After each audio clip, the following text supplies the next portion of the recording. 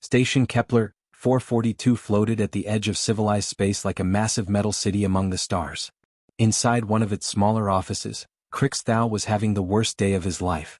The insectoid creature's 3 eyes stared at the holographic display in front of him, and his mandibles clicked nervously.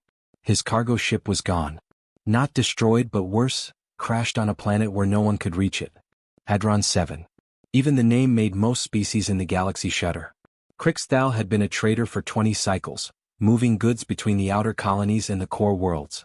He was careful, always hiring good pilots, always checking his routes. But pirates didn't care about careful planning. They had ambushed the Meridian Dawn near the Hadron system, and his crew had barely escaped with their lives. The ship, however, had plummeted into Hadron 7's atmosphere and crashed somewhere on its hellish surface. The cargo inside wasn't just valuable. It was critical. Medical nanites designed to fight the plague spreading through a dozen colony worlds. Without it, thousands would die. The colonial government was already sending him threatening messages. His business license would be revoked. He might even face criminal charges. But what could he do?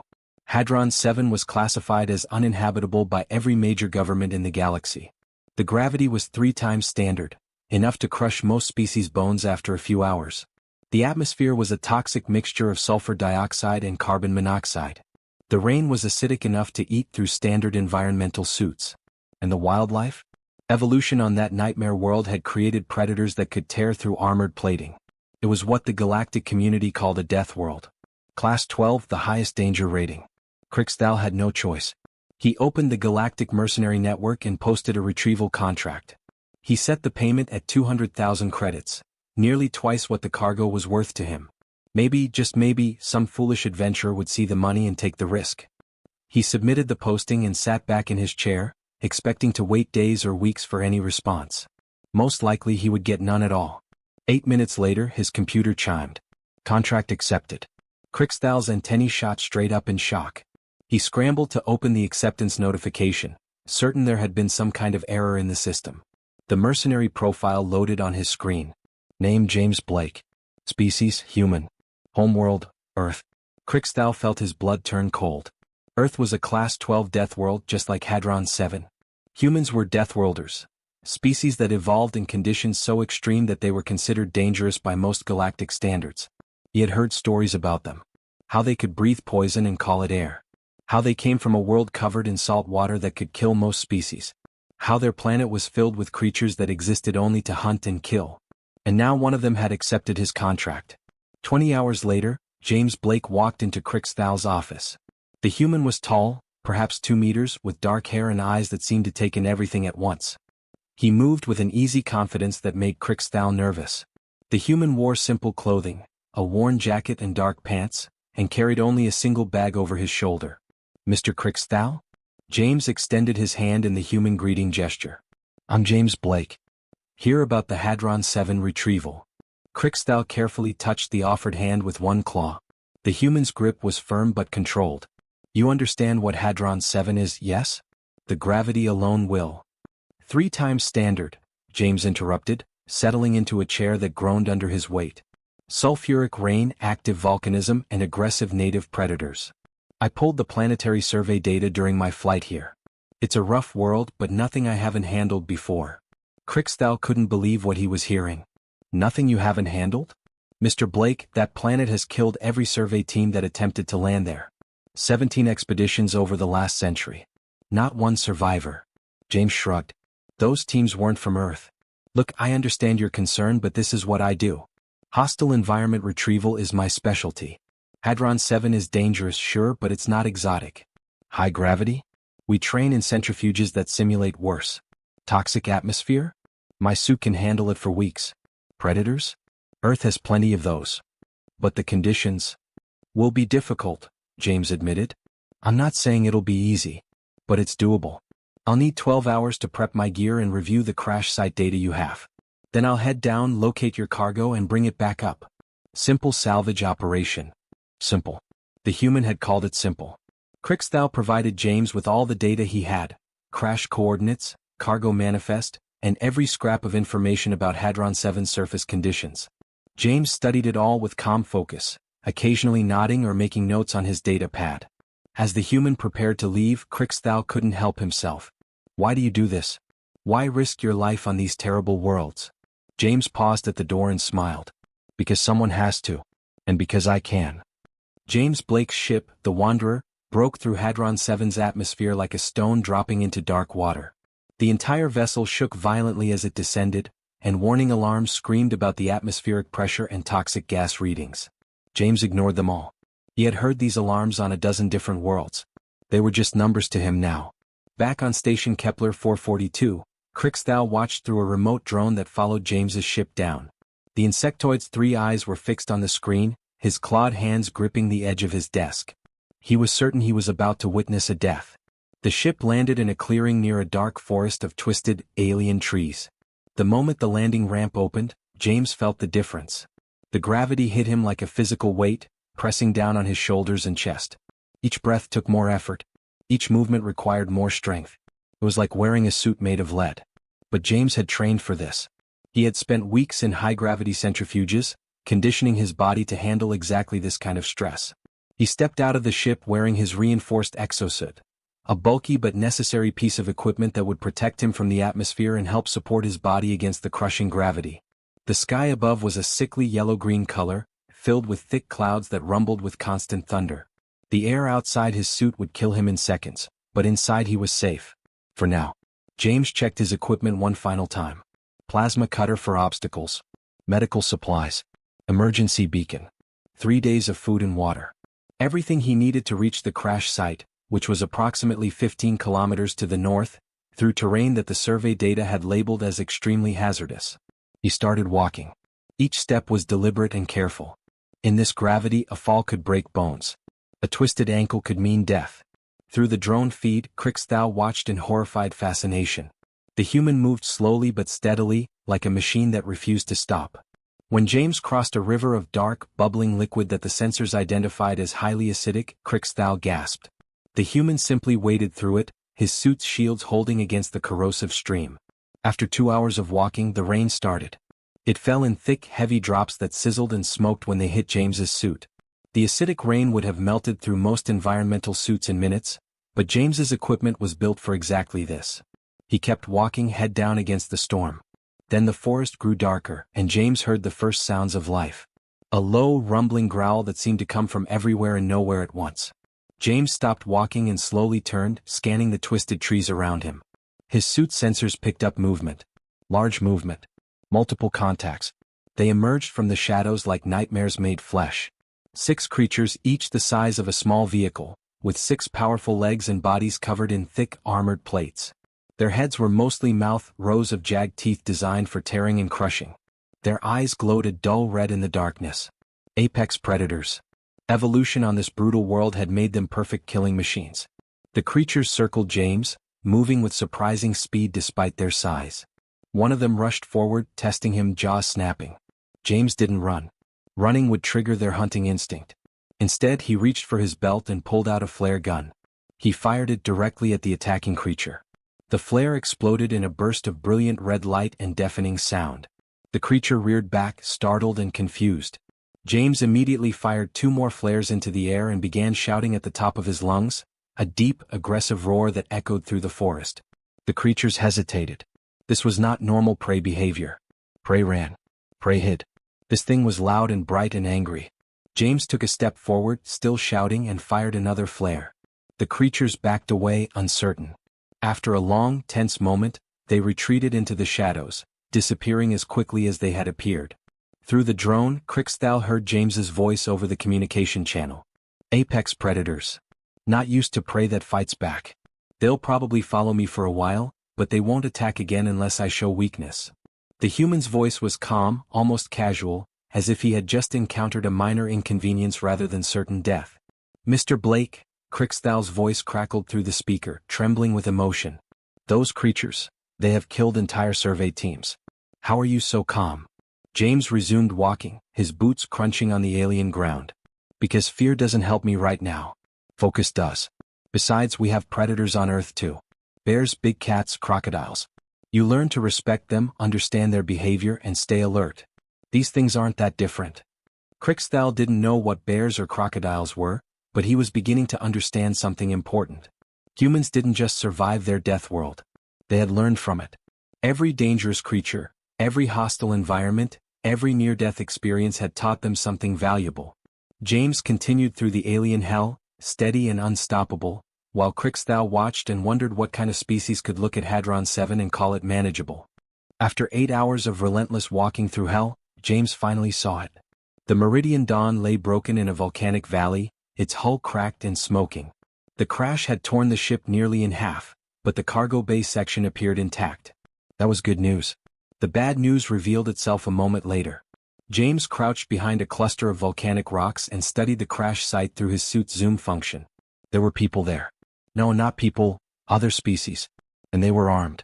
12 figures moved around the wreckage, wearing heavy combat suits and carrying weapons that looked military-grade. Their equipment was bulky, designed to protect them from Hadron 7's hostile environment. James could see combat mechs, four-legged machines with mounted plasma cannons, positioned at strategic points around the ship. Pirates. Or more accurately, a salvage crew willing to do anything to claim valuable cargo. James tapped his communication device. Crixthal, we have a problem. There are raiders at the crash site. 12 of them, heavily armed. Back on the station, Crixthal's mandibles clicked in distress.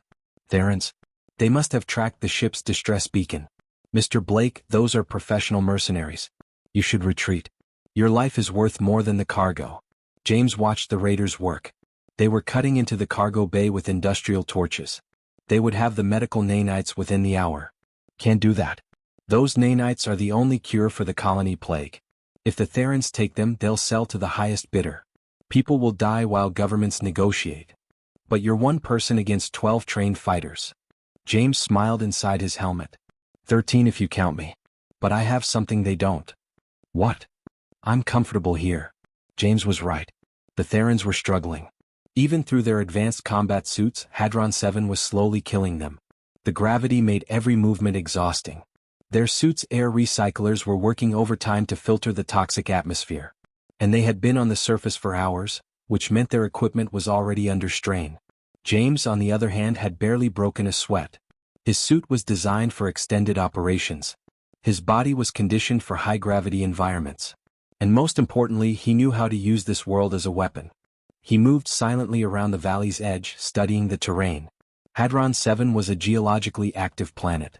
Volcanic vents released superheated gas. Rock formations were unstable, barely held together by cooled lava. The ground itself was treacherous, full of hidden crevasses and weak points. James found what he was looking for, a large boulder perched precariously on a slope above the raider camp. He climbed carefully to a position above it, then used his plasma cutter to slice through the rock supporting the boulder's base. The massive stone broke free and tumbled down the slope, gathering speed and debris as it fell. It crashed into the raider camp like a meteor, scattering equipment and sending 3 Therans diving for cover. One of their combat mechs was crushed under tons of rock. Chaos erupted. The raiders grabbed their weapons and scanned the ridgeline, searching for the attacker. James was already gone, moving to his next position. Contact. We have contact. One of the Therans shouted into their communication channel. James had hacked into their frequency and listened to their panic chatter. Where? I don't see anything. Spread out. Find whoever did that. 4 Therans moved away from the main group, weapons ready, searching the rocky terrain. James watched them from a hidden position inside a volcanic vent. The superheated air around him would have cooked most species, but his suit's cooling system handled it. He waited until the Therans passed his position, then triggered a small explosive charge he had placed on an unstable rock formation. The explosion brought down a cascade of boulders, cutting off the 4 raiders from their main group. Then James heard the sound he had been waiting for, the rumbling growl of Hadron 7's apex predators. The same creatures that had tested him earlier now caught the scent of the isolated Therans. Through his suit sensors, James watched as the 6-legged predators emerged from the shadows. The 4 isolated Therans saw them and opened fire, their plasma weapons lighting up the volcanic valley. The creatures scattered under the assault, but they didn't retreat far. They had found prey and they were patient hunters. Fall back. Fall back to the main group, the Theran squad leader ordered. But falling back meant crossing unstable ground while being hunted. One Theran stepped on a weak spot and fell through into a fissure, his screams cutting off abruptly. The other 3 ran in panic, and panic in this gravity meant mistakes. Another Theran tripped and tumbled down a slope, his suit rupturing on the sharp volcanic rock. The remaining two made it back to the main group, but they were terrified. James heard their leader, a reptilian creature named Vex, trying to restore order. "Calm down. It's just one person." "It's not a person," one of the survivors shouted. "It's a demon. This whole planet is hunting us." James moved to another position, silent as a ghost. He had reduced their numbers from 12 to 9 without firing a single shot. The Therans were scared, exhausted, and beginning to turn on each other. Vex's voice came over their channel, cold and angry. "Listen to me. We're leaving in 1 hour with the cargo. Stay together, stay alert, and we'll get off this hell world alive." James checked his equipment and settled in to wait.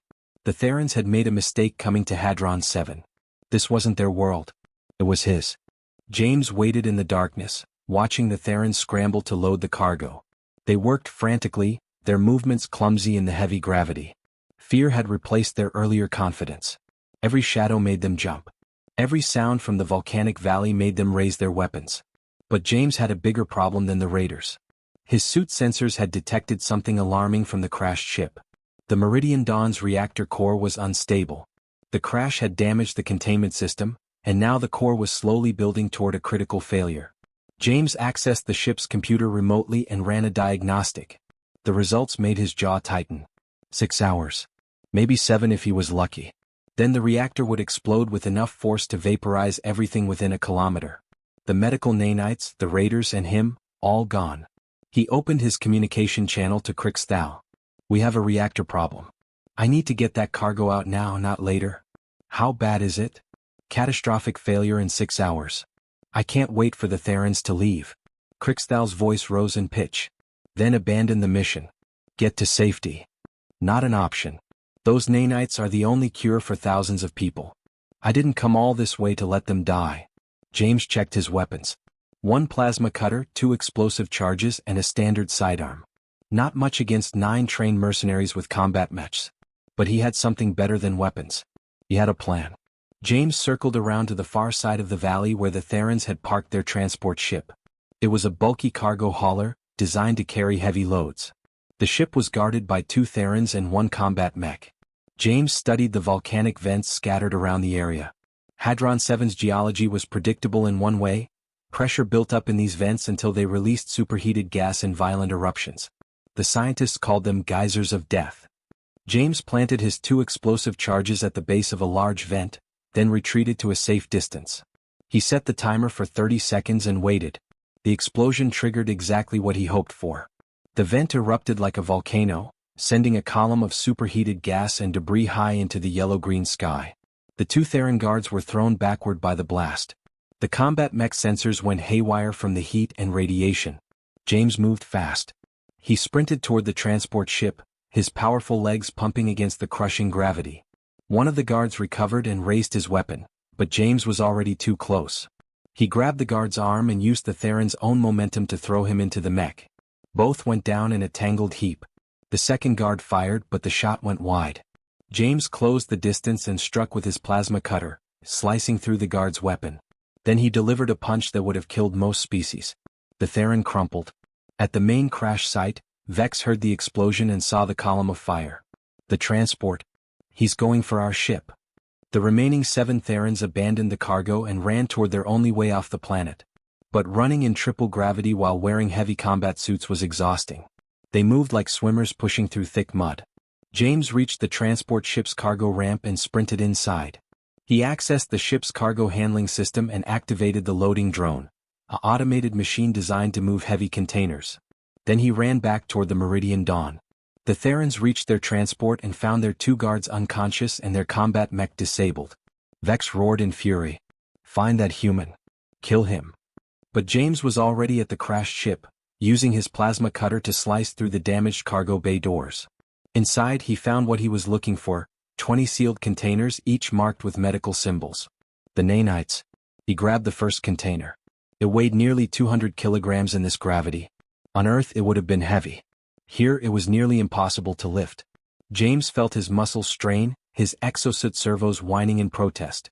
But he lifted it anyway and began carrying it toward the Theran transport. The Therans saw him and opened fire. Plasma bolts scorched the air around James, but he kept moving, using the cargo container as a shield. He reached a cluster of rocks and dropped behind cover. Vex and his remaining crew advanced, their weapons trained on James's position. "You're trapped, human. Surrender the cargo." James checked his suit's timer. 4 hours until reactor failure. He looked at the 20 containers still in the cargo bay, then at the 7 armed Therans between him and the transport ship. He stood up slowly, raising his hands. "You're right. I'm outnumbered. I surrender." Vex approached cautiously, his weapon pointed at James's helmet. "Smart choice, Deathworlder. Now step away from." James dove forward, not backward. He tackled Vex with enough force to crack the Theran's suit plating. They rolled across the rocky ground, trading blows. James's fist connected with Vex's helmet, spider-webbing the visor. The other Therans rushed forward, but James had positioned himself perfectly.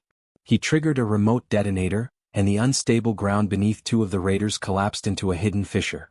They fell screaming into the darkness below. The remaining 4 Therans hesitated, and in that moment of hesitation, James moved. He was a blur of controlled violence, using his environment, his training, and his raw physical power. One by one the Therans fell. When the dust settled, only Vex remained conscious, his suit damaged, his weapon lost. He stared up at James in disbelief. "What are you?" Vex gasped. James walked past him toward the cargo bay. "Someone who doesn't quit."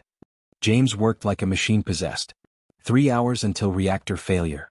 20 containers to move. Each one weighing as much as a small vehicle in Hadron 7's crushing gravity. He had commandeered the Theran transport ship and positioned it as close to the Meridian Dawn as possible. Using the ship's loading drone and his own raw strength, he began transferring the medical nanite containers one by one. His muscles screamed in protest. His exosuit servos were overheating. But he refused to stop. Behind him, Vex lay propped against a rock, his combat suit too damaged to move. James had left him with emergency supplies and a working communication beacon. He would survive if he stayed put and didn't do anything stupid.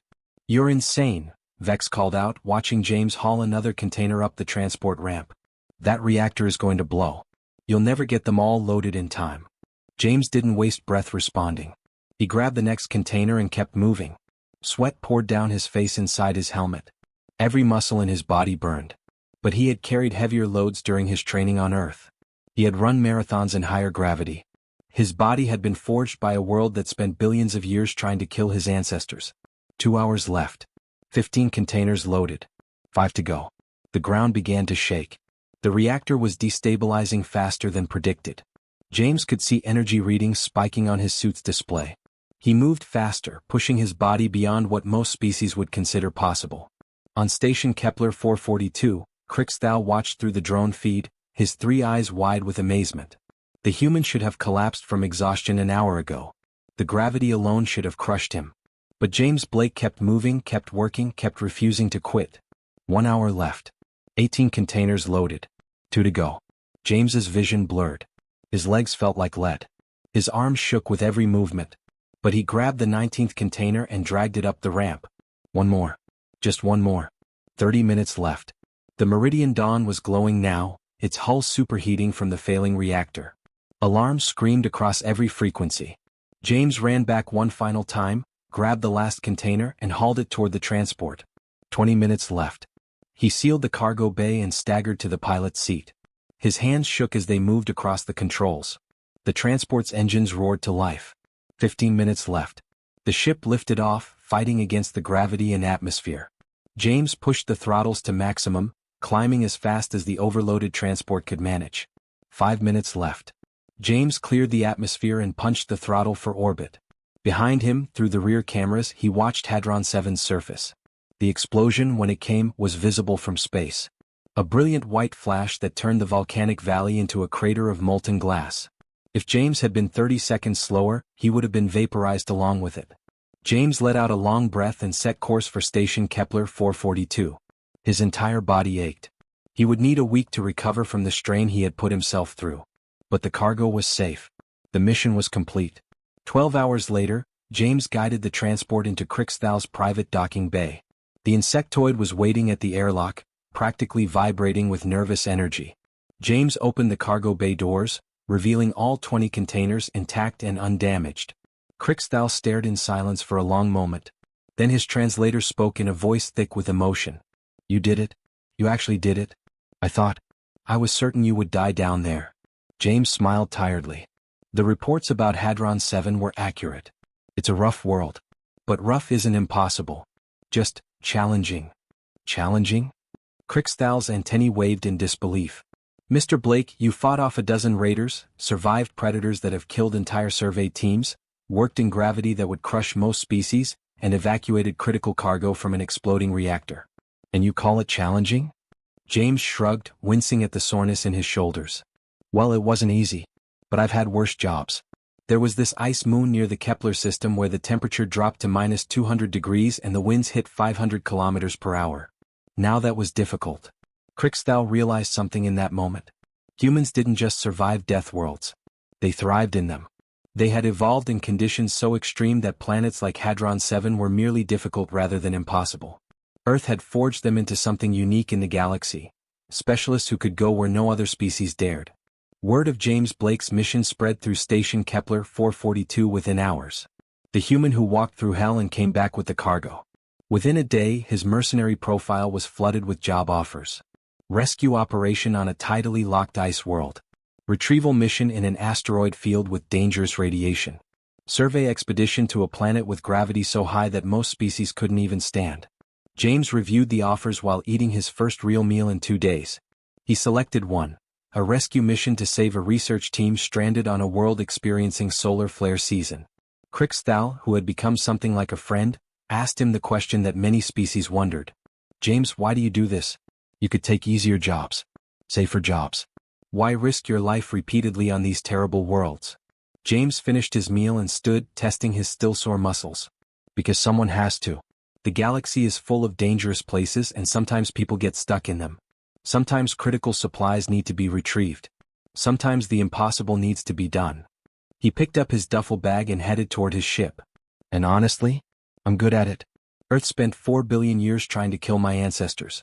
We learned something valuable from that. What did you learn? James paused at the airlock and looked back with a slight smile. We learned that giving up isn't in our nature. No matter how bad things get, no matter how impossible the odds, humans don't quit. We adapt. We endure. We find a way. As James's ship departed the station, Crixthal updated the galactic database with a new entry. Species, human. Classification, Universal Extreme Environment Specialist. Threat level, variable. Recommended usage, when the mission is impossible for everyone else. The galaxy's deadliest worlds finally had someone who could walk through them and come back alive. The death worlds had met the Deathworlders, and the universe would never be quite the same.